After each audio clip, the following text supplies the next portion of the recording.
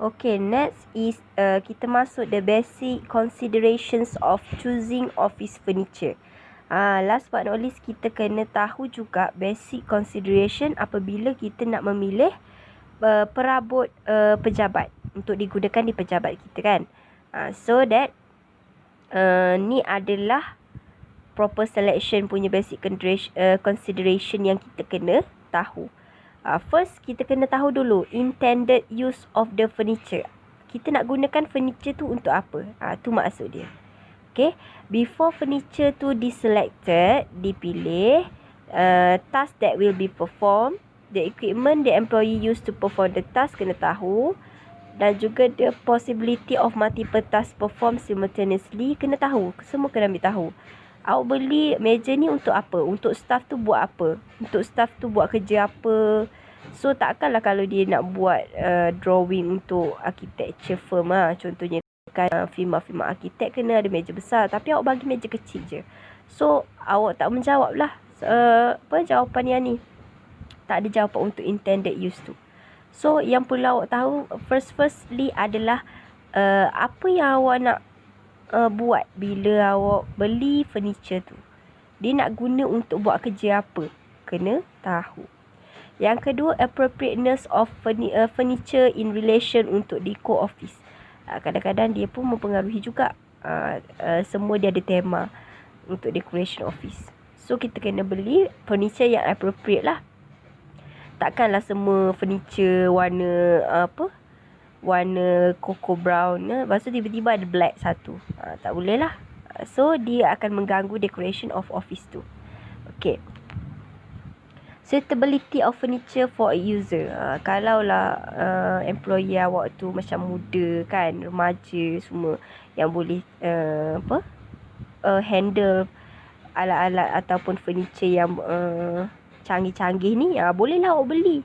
Tapi bilanya user awak guna tu kan, yang nak guna tu macam veteran punya, yang tak boleh nak faham sangat instruction yang baru ni kan, benda yang latar canggih tu, awak just tak perlu belilah yang terlalu canggih untuk diorang, macam tu. So kita kena tahu dia punya kesesuaian furniture tu terhadap user tu, supaya untuk mengelakkan daripada seat building syndrome tadilah. Okay, dia boleh adjust chair, dia boleh adjust meja, semua senang untuk kita nak ubah-ubah. So awak kena ambil tahu benda tu. Versatility of furniture. Versatile ni contohnya satu meja tu boleh pakai untuk buat kerja lain juga. So desk that can also functioning as drafting table. So dia boleh pakai untuk banyak benda. Okay. Durability. Ketahanan furniture tu kena juga ambil tahu. Okay. Metal furniture generally more durable than wood furniture. Dia cakap kat sini, furniture atau perabot yang besi ni tahan lagi daripada kayu. Okay. Hierarchical level of furniture user. Kadang-kadang kalau bos dia pakai laptop Apple kan, PC Apple, tapi kalau kerja biasa je dia pakai yang Acer je, yang brand-brand. So dia kena ikut juga hierarchy. Takkanlah nanti kalau klien nak datang masuk dalam office, jumpa bos awak, tiba-tiba dia tengok ada Lenovo je laptop macam tu. So tak boleh lah. Dia kena beli Apple apa yang sesuai dengan hierarchy ataupun pangkat-pangkat bos awak tu. Benda tu nampak macam tak penting kan, tapi sebenarnya dia akan beri good impression terhadap klien yang datang lah. Okay.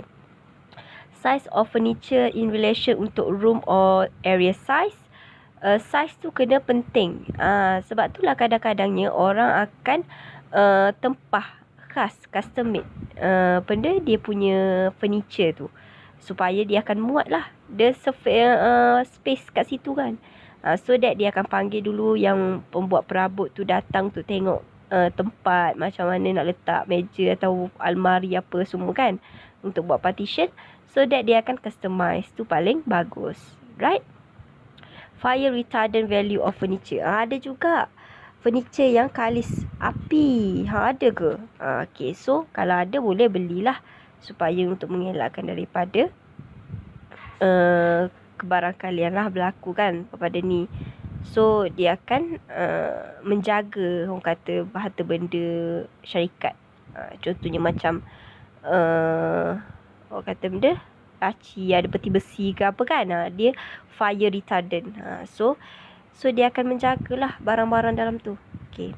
Last but not least, you kena tahu tentang 5S concept. Okay. 5S concept ni, first, dia adalah cara Jepun kan. Jepun biasa buat benda ni. First, dia akan sort. Ni macam mana step organization teknik untuk create dan maintain intuitive workspace. Nak jadikan workspace tu workplace kita tu macam mana dengan efektif kan. First kita kena sort. Okay, cuba tengok dia punya apa orang kata. Ni lah table. Pertama sort. Sort tu kita kena keep only necessary item dalam workplace tu. Jangan letak barang-barang yang tidak berkaitan. Yang kedua, kita kena set in order. Kita kena arrange item. Yang ni dulu datang. Lepas tu ni KIV. So, benda tu kita kena set order. Janganlah yang baru datang awak akan set the priority kan. Tak boleh lah macam tu. Awak kena selesaikan yang lepas-lepas dulu. Shine. Kena clean the work area so it is neat and tidy. Yes, benda ni penting. Okay. Kena workstation tu kena bersih supaya dapatkan mood yang bagus. Okay, untuk kita nak buat kerja kan. Okay, next, yang keempat, standardize. Set standard, consistently organize workplace. Standard apa yang awak kena ikut piawaian lah orang panggil. Kena ikut standard dia. Kena orang kata selaras je semua benda. Okay, perabot pun selaras, sama je. Okay, janganlah satu tu Acer, satu tu HP. Tak boleh lah kalau PC kan. So, kena standardize. Last but not least is sustain. Akhir sekali kita kena maintain lah. Maintain cara kerja awak. Maintain the furniture tu. Jaga elok-elok. Janganlah macam setahun je pakai, lepas tu terus kena tukar baru. Tak boleh lah. Okay.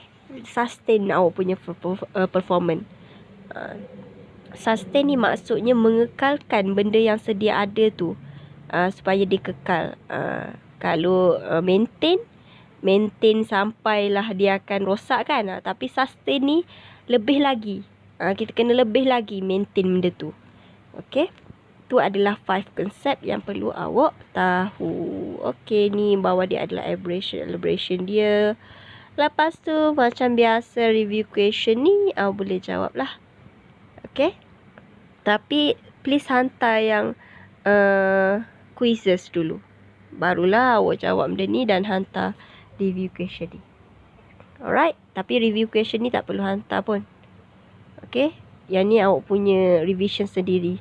Ni depend on you belaka ni. Semua benda yang Sam ni kan, dia atas awak. Kalau awak rajin, insyaAllah awak dapat A. Kalau awak malas nak buat sesuatu yang apa saya bagi tahu, okay, tak malas baca, malas tu nak dengar je kan. Kalau saya buat kelas apa orang kata, kalau saya buat kelas Google Meet ke apa pun kan, ada yang tak datang, ada yang line tiba-tiba tak ada ke apa, tak sampai juga benda tu. Tapi bila saya buat video macam ni, awak tak boleh repeat. Esok awak boleh dengar, lusa awak dengar. Sebabnya kalau saya buat Google Meet hari ni, belum tentu awak akan ingat balik nanti in the future. Sebab itulah saya suka buat video dan saya akan letak dalam YouTube saya. So nanti kalau awak nak cari balik, awak boleh tengok balik link tu. Okay.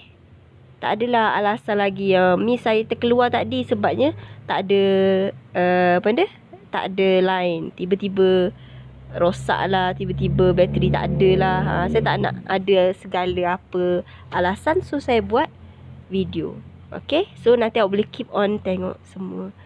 Okay. Lepas pada ni, that's why lah saya prefer on buat video. Okay. That's all. Thank you untuk chapter tu ni a little bit banyak. Maksudnya dia banyak sikit daripada chapter lain. Tapi dia boleh kita boleh KBKK. Kita boleh fikir.